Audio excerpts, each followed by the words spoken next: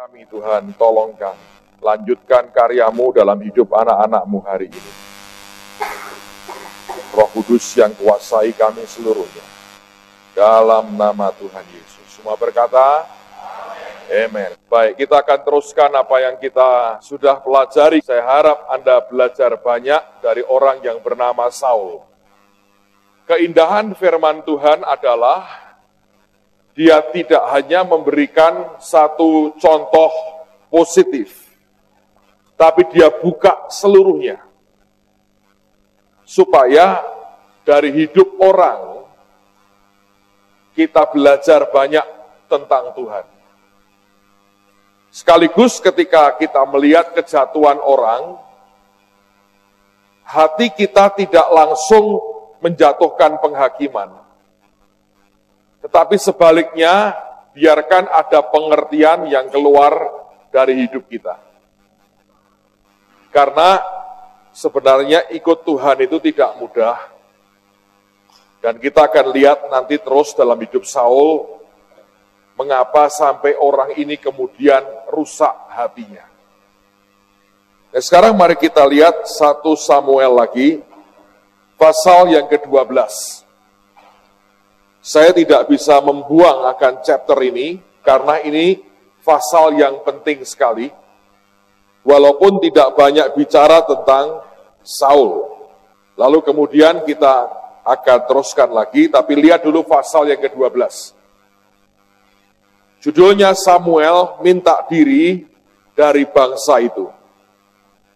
Berkatalah Samuel kepada seluruh orang Israel, telah kudengarkan segala permintaanmu yang kamu sampaikan kepadaku, dan seorang raja telah kuangkat atasmu. Maka sekarang raja itulah yang menjadi pemimpinmu.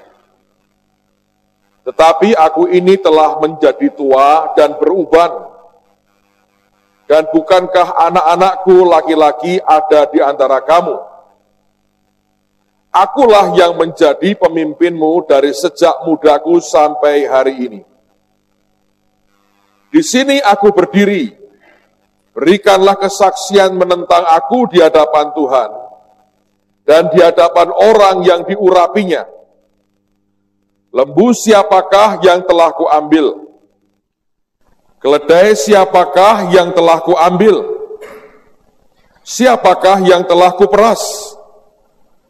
Siapakah yang telah kuperlakukan dengan kekerasan?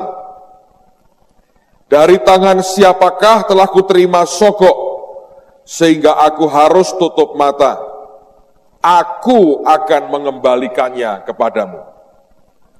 Jawab mereka, engkau tidak memeras kami, dan engkau tidak memperlakukan kami dengan kekerasan, dan engkau tidak menerima apa-apa dari tangan siapapun.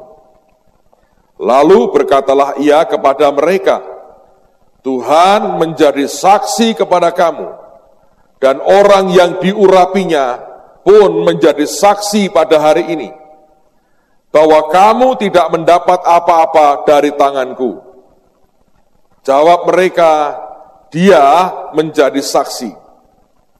Lalu berkatalah Samuel kepada bangsa itu, Tuhanlah saksi yang mengangkat Musa dan Harun, yang menuntun nenek moyangmu keluar dari tanah Mesir.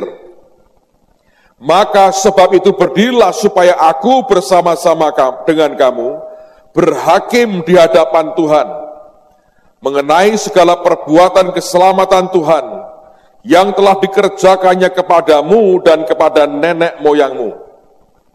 Ketika Yakub datang ke Mesir dan nenek moyangmu berseru-seru kepada Tuhan, maka Tuhan mengutus Musa dan Harun yang membawa nenek moyangmu keluar dari Mesir dan membiarkan mereka diam di tempat ini.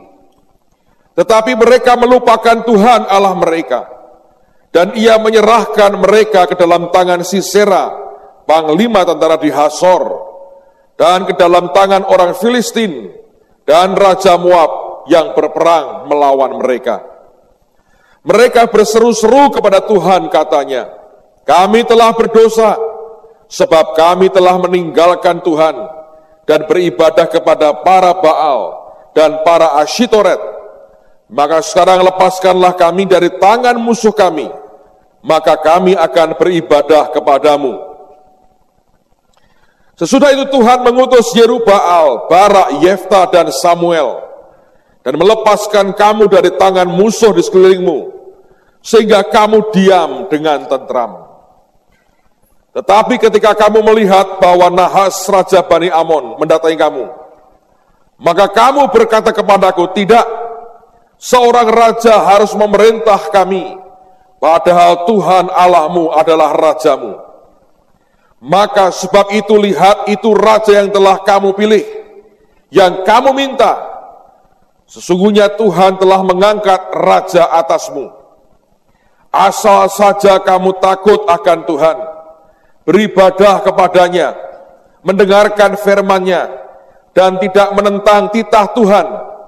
Dan baik kamu maupun raja yang akan memerintah kamu itu mengikuti Tuhan Allahmu. Tetapi jika kamu tidak mendengarkan firman Tuhan, dan kamu menentang titah Tuhan, maka tangan Tuhan akan melawan kamu dan melawan rajamu. Sekarang berdirilah dan lihatlah perkara yang besar yang akan dilakukan Tuhan di depan matamu ini. Bukankah sekarang musim menuai gandum? Aku akan berseru kepada Tuhan, supaya Ia memberikan guruh dan hujan. Lihatlah dan sadarlah, bahwa besar kejahatan yang telah kamu lakukan itu di mata Tuhan, dengan meminta raja bagimu. Lalu berserulah Samuel kepada Tuhan, maka Tuhan memberikan pada hari itu guruh dan hujan, sehingga sangat takutlah seluruh bangsa itu kepada Tuhan dan kepada Samuel. Berkatalah seluruh bangsa itu kepada Samuel, berdoalah untuk hamba-hambamu ini kepada Tuhan Allahmu, supaya jangan kami mati. Sebab dengan meminta raja bagi kami menambah dosa kami dengan kejahatan ini. Dan berkatalah Samuel kepada bangsa itu, jangan takut, memang kamu telah melakukan segala kejahatan ini, tetapi janganlah berhenti mengikuti Tuhan, melainkan beribadahlah kepada Tuhan dengan segenap hatimu. Janganlah menyimpang untuk mengejar dewa kesia-siaan yang tidak berguna dan yang tidak dapat menolong, karena semuanya itu adalah kesia-siaan belaka. Sebab Tuhan tidak akan membuang umat-Nya, sebab namanya yang besar. Bukankah Tuhan telah berkenan untuk membuat kamu menjadi umat-Nya? Mengenai aku, jauhlah daripada aku untuk berdosa kepada Tuhan, dengan berhenti mendoakan kamu. Aku akan mengajarkan kepadamu jalan yang baik dan lurus. Hanya takutlah akan Tuhan, dan setialah beribadah kepadanya dengan segenap hatimu. Sebab ketahuilah betapa besarnya hal-hal yang dilakukannya di antara kamu. Tapi jika kamu terus berbuat jahat, maka kamu akan dilenyapkan, baik kamu maupun rajamu itu. Saudara perhatikan, ada hal yang Anda mesti kenali akan Tuhan. Tuhan kita ini Tuhan yang sangat terbuka. Dia bukan Tuhan yang otoriter. Dan ini bukan Tuhan yang berkata, pokoknya begini. Enggak. Dia ini Tuhan yang Anda bisa tawar. Dan dia Tuhan yang kadang-kadang saudara bisa paksa. Coba renungin. Dan ini faktor yang Anda harus hati-hati. Sekali lagi saya berkata, tegesin lagi. Dia Tuhan yang bahkan seringkali saudara bisa paksa. Kalau Tuhan itu sudah melihat Anda tidak bisa diberitahu, dan engkau ingin memaksakan sesuatu, tidak selalu sih, tapi seringkali dia kalau perlu akan berkata, oke. Tapi kalau dia berkata oke, nah ini saudara, kalau engkau nggak ngerti hatinya, jangan berpikir bahwa dia sungguh-sungguh oke. Ada saat di mana dia berkata oke, dia berkata sebetulnya, ya silahkan. Kalau itu maumu, ya silahkan. Saya pernah khotbah ini di satu kota di luar negeri. Dan gembalanya negor saya. Dia bilang, kamu itu menimbulkan kebingungan di antara umat. Karena kalau Tuhan iya, sebetulnya enggak iya. Saya diam sih. Sebab kalau nanti Anda bergaul dengan Tuhan, dan saudara baca firman, Anda akan kaget. Permintaan orang Israel minta raja. Samuel membuktikan itu kesalahan besar. Itu dosa besar di hadapan Tuhan. Itu kesalahan. Samuel sempat tersinggung loh. Karena bagaimanapun dia merasa dia yang ditolak. Tapi Tuhan berkata kepada Samuel, kamu jangan sakit hati, jangan panas hati. Bukan kamu yang ditolak, aku yang ditolak. Dan Samuel berkata loh, sebetulnya Tuhanmu itu siapa? Ya rajamu itu Tuhanmu itu. Tapi engkau minta manusia. Dan dia berkata, sesuai permintaanmu, aku beri engkau raja hari ini. Dan Tuhan yang ngomong ke Samuel, berikan yang mereka mau. Kalau Anda perhatikan dalam Mazmur misalnya, Pemazmur mengutip akan apa yang pernah terjadi pada orang-orang Israel. Waktu mereka berteriak, mereka minta daging. Mereka maksa minta daging. Diberi nggak sama Tuhan, saudara? Diberi. Waktu dimakan, apa yang terjadi, saudara? Maut. Loh kok sadis, Pak? Tidak. Kadang-kadang sebagai orang tua, Anda mengerti orang tua seringkali begitu kan? Anaknya bilang, aku minta ini berat, nah. Aku minta, berat, nah. Aku minta, kubrak jatuh. Sudah puas. Karena saudara harus tahu diri, kita semua harus tahu diri. Kita ini tegar tengkuknya luar biasa. Kalau belum kebentur, bang, mana bisa kita percaya? Di banyak hal, seringkali harus kebentur dulu. Baru berkata, iya ya, benar Tuhan ya. Kalau orang cukup dengar khotbah, dan dia bisa mengaminkan dan tidak melakukan yang Tuhan tidak mau, oh ajaib banget saudara. Tapi yang namanya manusia, apa yang dilarang, cenderung yang mereka pengen ngerti. Betul nggak? Makanya buah pengetahuan tentang yang baik, memang membuat manusia ada keinginan untuk tahu tentang yang baik. Tapi juga itu buah pengetahuan tentang yang baik dan yang jahat. Pengetahuan akan kejahatan membuat manusia pengen praktek kejahatan. Betul nggak, saudara? Kenyataan kan begitu. Semakin dilarang, semakin seperti diiming-imingin. Enak loh, enak loh, enak loh. Dan semakin kita ingin coba.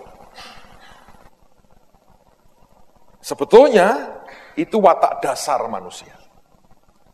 Makanya Tuhan ngerti yang namanya manusia ini kalau enggak ngalami sesuatu kebentur, enggak akan kapok. tidak akan jera. Makanya seringkali dia berkata, silahkan. Nah kita GR banget. Kita berkata, Tuhan boleh kok. Ngomongnya apa? Silahkan.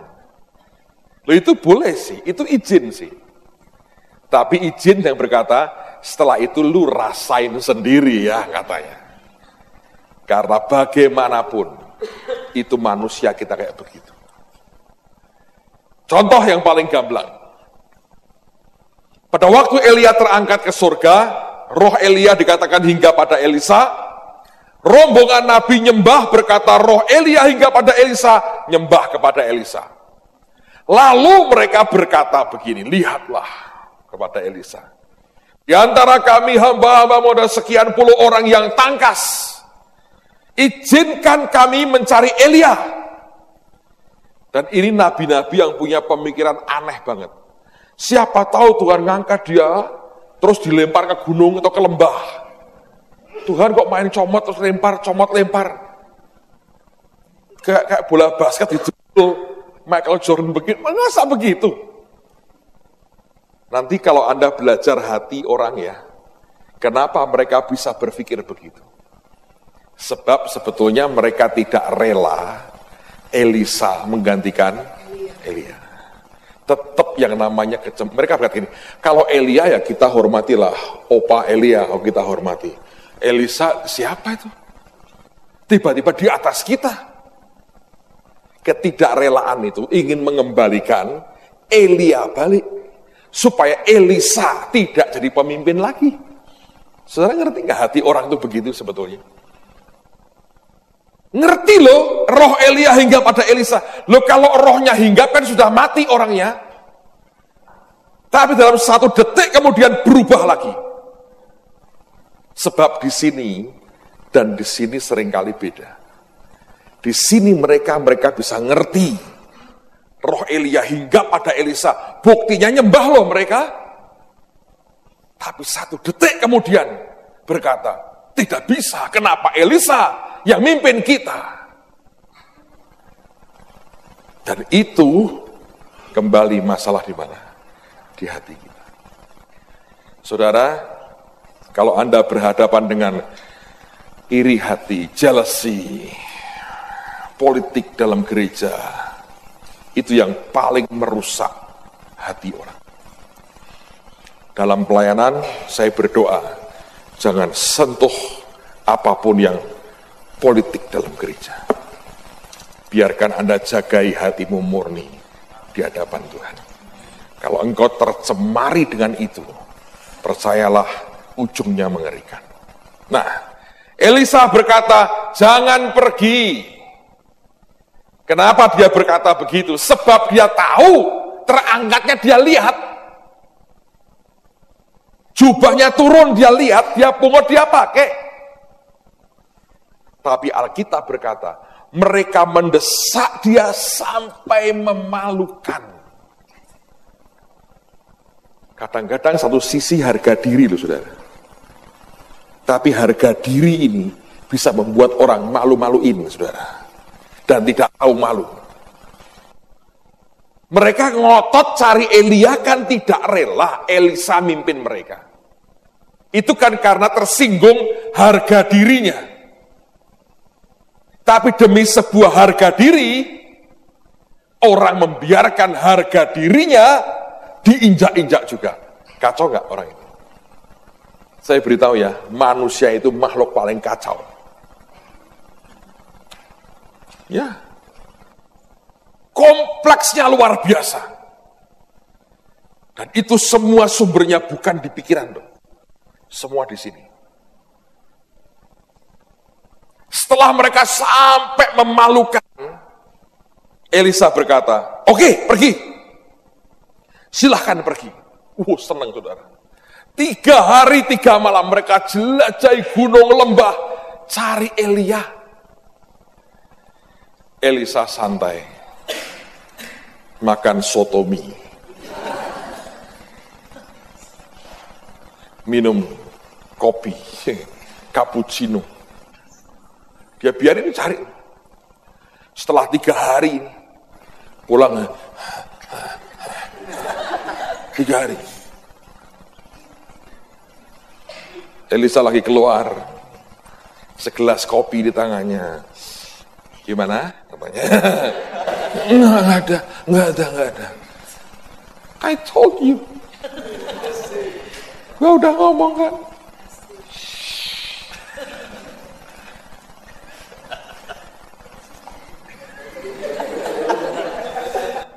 Orang Jawa berkata, geblek tuh kayak gitu saudara. Goblok banget tuh geblek kata orang Jawa. Tapi orang ya, ini kalau ini emang ini kacau saudara. Anda bisa ngomong, Anda bisa berbuat apapun yang silly banget. Yang goblok banget. Tak masuk akal. Dan Tuhan seringkali begitu dengan kita. Makanya kalau Anda punya permintaan, dan saudara ngotot, hati-hati. Kenal kitab ngajari kan? Yesus ngomong, saya tidak berkata bahwa Tuhan menjebak kita. Enggak, Anda harus jangan salah ngerti. Tapi ada sisi itunya. Dia memberi perumpamaan hakim yang lalim. Oke? Diminta terus sama janda ini. Dibenarkan enggak jandanya? Memang ada kalanya Anda minta terus. Tuhan berkata, oke, kamu tak benarin. Tapi ada kalanya bukan dibenarkan. Cuma dia bilang, terserah. Nah, di situ setelah Anda ngalami, kaget, saudara. Loh, kok begini? Tuhan iya kok. Iya yang bagaimana? Ya iya. Iya yang bagaimana? Saya mau tanya. Anda dengan Tuhan kuat mana? Kalau berantem menang siapa? Hah, mana bisa. Yakub bergulat melawan Tuhan, menang siapa? Nah, ayo mikir sekarang. Dia berkata, kamu Israel, sebab kamu telah bergulat melawan Tuhan dan manusia, dan kamu apa? Menang. Jadi skornya menang siapa waktu berantem, saudara? Menang angka sih memang. Menang siapa? Berarti ada kemungkinan Anda dengan Tuhan kalau berantem bergulat, bergumul menang siapa? Jangan remehkan kekuatanmu loh, saudara. Tapi kalau sampai Tuhan berkata, gua nyerah deh. Dia berkata, capek deh, gua nyerah. Habis loh. Dengerin ya. Dari sejak di Kejadian, Alkitab berkata apa? Rohku tidak akan selama-lamanya tinggal dengan manusia, karena manusia itu apa? Daging. Kalau Anda cek dalam bahasa Inggrisnya dikatakan, rohku tidak akan selama-lamanya bergulat, strive dengan manusia. Karena manusia itu daging. Anda tahu Tuhan seringkali capek deh, saya bilang, berhentilah, gua berhenti. Tuhan bisa capek. Ya, Alkitab berkata loh, rohku tidak akan selamanya bergulat, strive dengan manusia. Karena manusia daging. Memang Tuhan itu panjang sabar, tapi tidak kekal sabar loh. Panjang memang betul panjang, kalau kita kan panjang sabar, saudara. Dia panjang betul. Nah, contoh ini paling gamblang kan. Mereka minta raja. Dan Tuhan berkata, oke lah kasih. Dan kalau sampai ada permintaan yang bahkan nyinggung hati Tuhan, kadang-kadang dia bisa bilang, oke. Dan itu bahaya loh, saudara. Makanya semua anak Tuhan, jangan pernah remehkan kekuatan will, kekuatan kehendakmu itu. Jangan Anda remehin. Manusia itu punya strong will yang luar biasa. Yakub itu demi berkat. Tidak akan aku lepaskan sebelum kau memberkati aku. Ya kan? Sampai Tuhan ini bilang, sudah semalaman gue gak bisa ngalahin dia. Jadi saudara, kalau Anda nanti malam diajak bergulat dengan Tuhan, saya khawatir menjelang fajar, Tuhan berkata apa?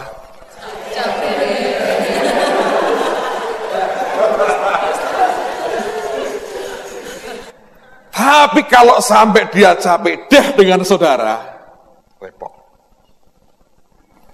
Saudara jangan pikir ya, karena kita kan begini, oh yang gede lebih menang dari yang kecil, yang lebih besar mesti ngalahin yang kecil, belum tentu.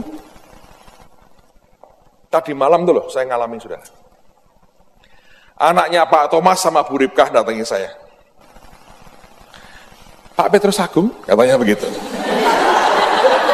Si Hedi ini, dua-dua bersaut-sautan.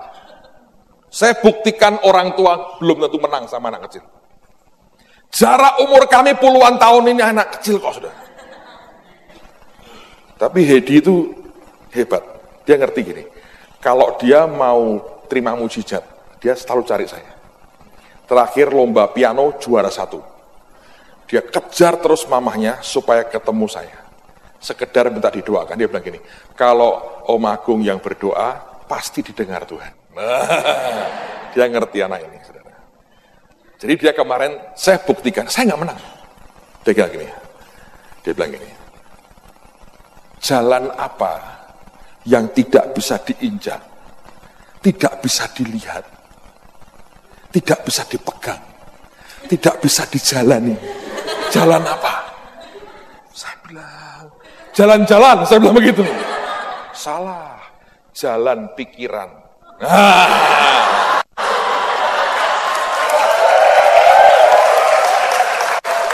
Menang mana saudara, ayo. Jalan pikiran. Saya bilang, kamu jalan pikiranmu oke juga ya ternyata ya. Ayo. Saudara dengan Tuhan juga bisa begitu loh. Jangan dipikir tidak. Soal adu kuat belum tentu loh. Iya kan? Tuhan bisa nggak tahan. Kenapa nggak tahan, Pak? Waktu Tuhan Yesus mati di salib, Bapak berpaling tidak? Makanya dia jerit tuh. Bapakku, Bapakku, mengapa engkau apa? Meninggalkan aku. Apa yang membuat Bapak berpaling? Gak tahan toh, bukan gak tega. Sebab dosa seluruh dunia ditanggung Yesus semua. Dan tahan. Bapak dalam kekudusannya gak bisa dengan dosa.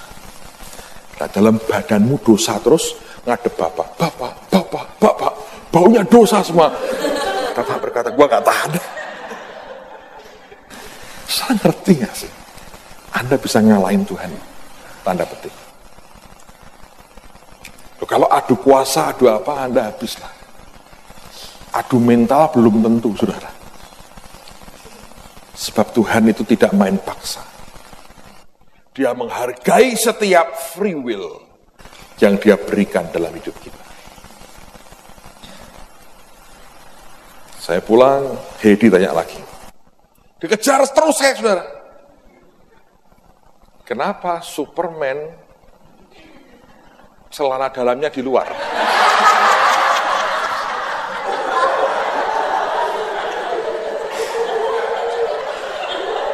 Saya bilang meneketehe, saudara.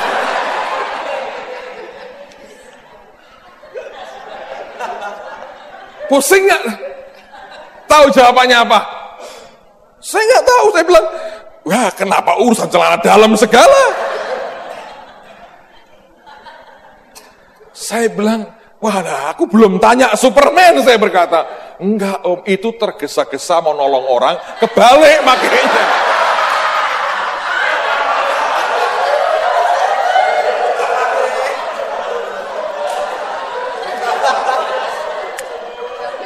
Bagaimana bisa menang begitu? Dan ketika dia tahu dia menang, saya dikejar terus. Sudah keluar gereja ini, dia teriak lagi, kalau PPA singkatan apa? Saya bilang, saya nggak tahu. Pendeta Petrus Agung. Ya.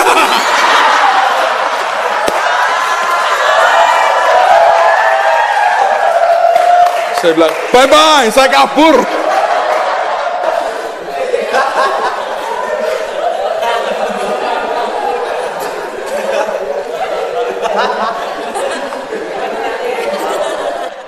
Kalau nggak begini, bagaimana saudara? Siapa bilang yang di kecil bisa kalah itu siapa yang bilang? Belum tentu. Iya kan? Makanya dengan Tuhan, Anda hati-hati. Kalau Anda ngotot dengan semua yang engkau punya, kau ngotot, dia bisa bilang, silakan. Saya berkata, Tuhan, engkau ini aneh. Jelas engkau tersinggung, jelas engkau tahu ini bahaya. Dan saudara tahu raja pertama membawa banyak masalah. Nah akhirnya harus mati mengerikan. Sampai kerasukan setan. Dan seperti Tuhan berkata, tidak ada orang bisa minta dengan tepat seperti yang di dalam hatiku. Kecuali Roh Kudus yang tuntun hidupnya. Amen, saudara. So, saya baca ini, saya bilang, kok bisa ya? Aneh sekali. Tapi sisi lain, dan Samuel membuktikan loh. Gini, ini musim apa ini? Panen. Tidak mungkin ada hujan, nggak ada guru. Aku akan minta Tuhan berikan itu sebagai tanda. Diberi Tuhan, saudara. Jadi yang Samuel omongin itu benar. Dia ngungkapin hatinya Tuhan. Dia minta guruh, dia minta hujan, diberi Tuhan. Di musim yang tidak mungkin ada seperti itu. Sampai Alkitab berkata rakyat itu takut dengan Tuhan. Dan takut terhadap Samuel. Tapi Tuhan itu saudara, ini bedanya. Kalau manusia sudah berkata silahkan, dan kemudian nekat, sambil dikutuki, rasain dulu, biar nanti rasain seperti apa tuh. Nah bener kan, rasain dulu. Manusia itu begitu. Kalau Tuhan tidak, tetap kasih sayangnya itu luar biasa. Dan ini yang tidak bisa dijumpai dalam manusia sebetulnya. Tetap sayangnya itu besar. Sudah begitu tuh, dia bilang oke dah. Dia berkata, asal kamu ikut aku, asal kamu setia, asal kamu beribadah, asal kamu nyembah aku, sudahlah, aku tetap berkati kamu. Itu kalau enggak karena kasih yang besar dan hati yang besar, ya mungkin.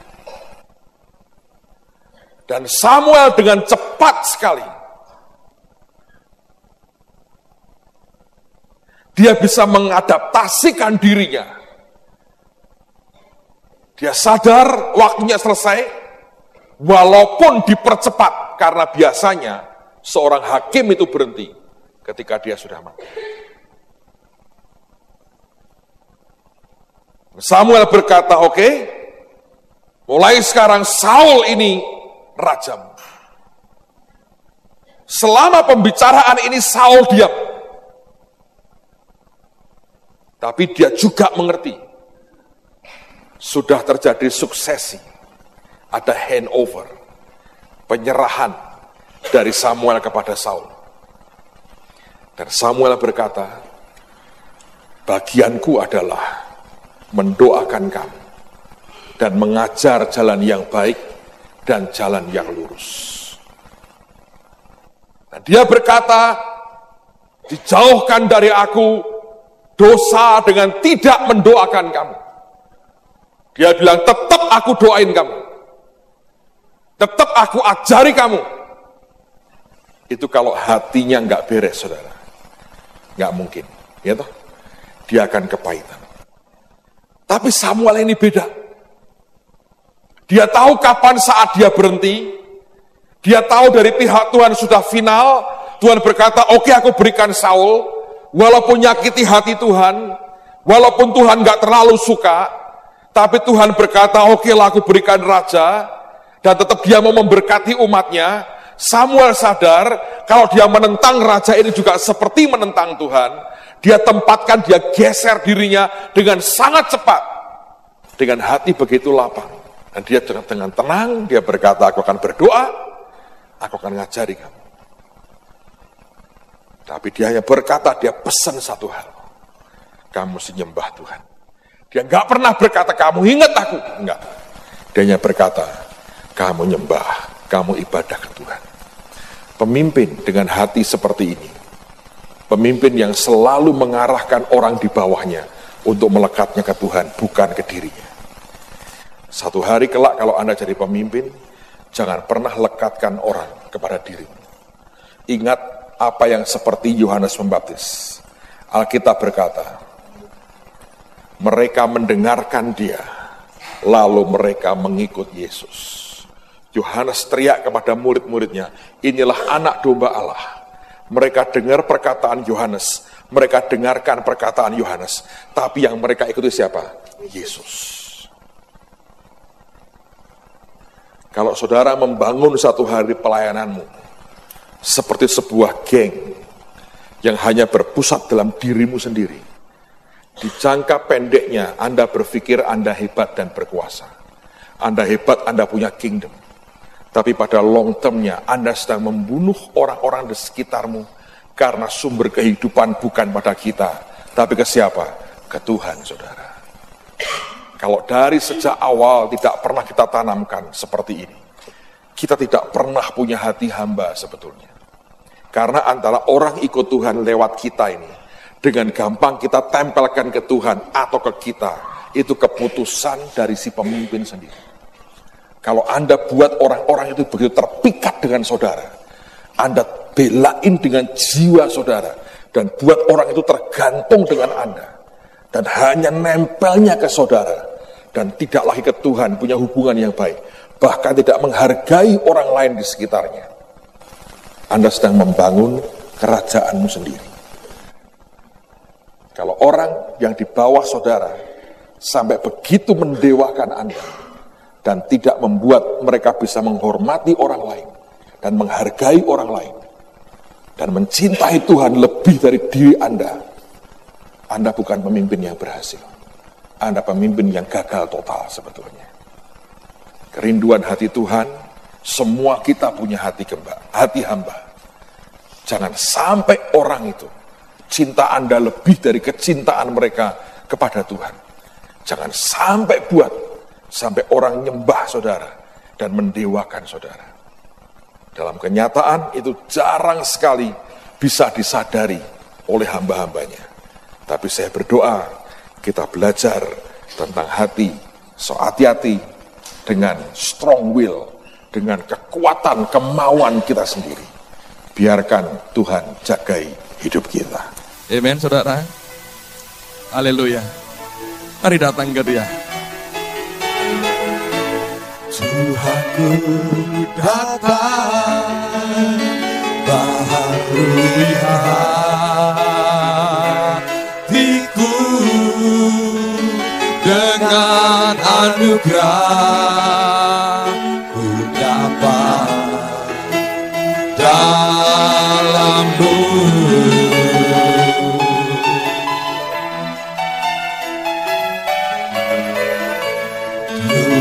Ku tahu semua kelemahanku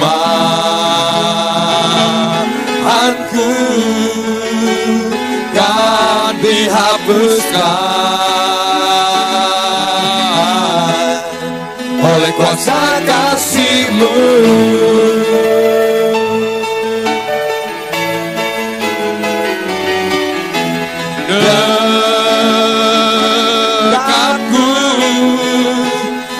lingkupi dengan kasih-Mu. Bawaku mendekat padamu.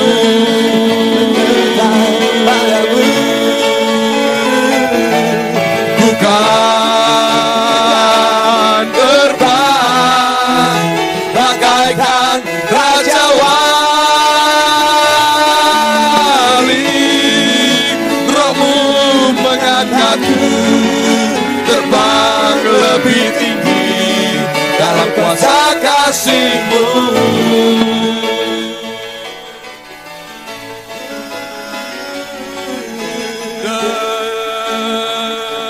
Dekapku, lingkupi dengan kasih-Mu. Bawaku mendekat padamu.